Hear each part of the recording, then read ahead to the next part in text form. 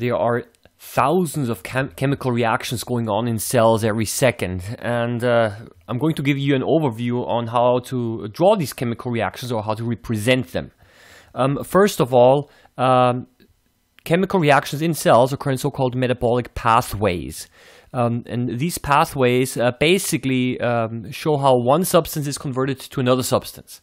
And this conversion process requires enzymes. Of course, metabolic pathways require or release energy. We already mentioned catabolism and anabolism, that they require or release energy. Yeah, that's what I mentioned down here. It can be anabolic or catabolic. And these metabolic pathways can also occur in cycles or in chains. And simply to give you an overview of what a metabolic pathway is, I'm going to use simply some letters. That is the wrong foil. I'm simply going to use letters to explain this a little bit. Okay, so for example, when we have a substance over here, which is substance A, which is converted to substance B, and then this substance can be converted to substance C. In the process, maybe substance D is released, and C is converted further into substance E. Well, then what we have over here, this is an example of a chain. Because we have a starting substance and we have an ending substance, and it runs into one direction over here. Maybe some other substances are formed in the process, but overall we don't go in a cycle. So this is an example of a metabolic pathway which occurs in a chain. That's what we have down here. So what about a cycle? In the case of a cycle, we go back, and I'm just going to continue over here. F, where's the arrow? Okay, F. G, and then let's say we go back over here to C. So if this happens, then these are cycles, and we're basically regenerating a substance that we started out with.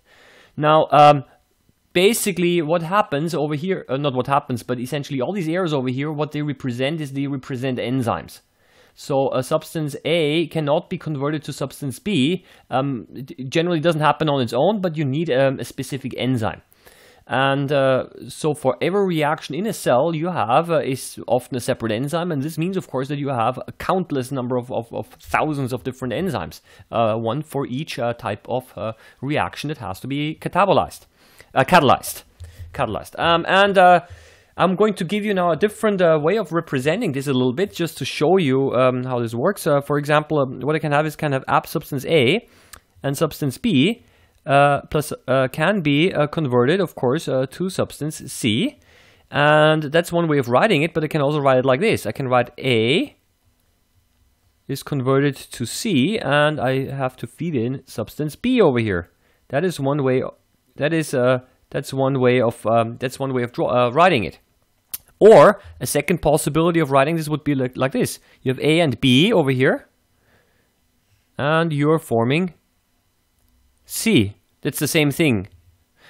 In this one over here, you're simply placing a strong emphasis that A forms to C, and B seems to be some kind of a smaller substance, which is basically fed into the reaction.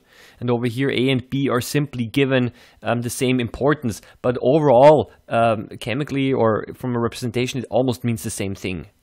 It simply means the differences are only where you want to place the emphasis, but both of them essentially have the same meaning, that A and B are joined together to form C. Likewise, it's also possible to have the following: A plus B forms C plus D. And same thing, we can now have the following: A and B forming C and D. That's also a way of writing this. Okay, I'd like to give you now some slightly more specific examples, which are especially important for high-level biology. So, for example, when you have a substance A, which is oxidized, and we convert this to substance B over here, and sometimes you have the following situation: you're oxidizing this, so you're making you're adding NAD plus. And what are you removing? You're removing NADH. This is a very common reaction in cell respiration, for example. And at the same time, I'm also removing over here CO2. for the high level biology people, this would be oxidative decarboxylation.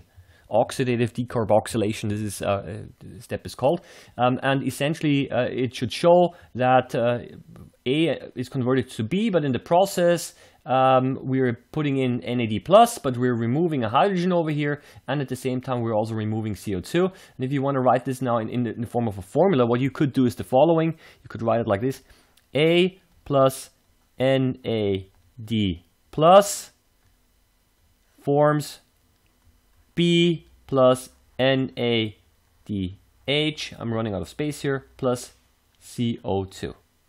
Okay, that's essentially the same thing. Yeah, so that is basically all I wanted to say. Please understand the following, that or remember the following: cycles or chains. I already mentioned this up here. That essentially substances can be built up or broken down. So for example, this would be an example where you're joining two smaller substances to make a larger one. So this one would be an example of an anabolic reaction over here. And when you break things up, then you have a catabolic reaction. This would be an example of a catabolic reaction because we're removing CO2. Okay, so we're breaking up A into CO2 and B. Yeah.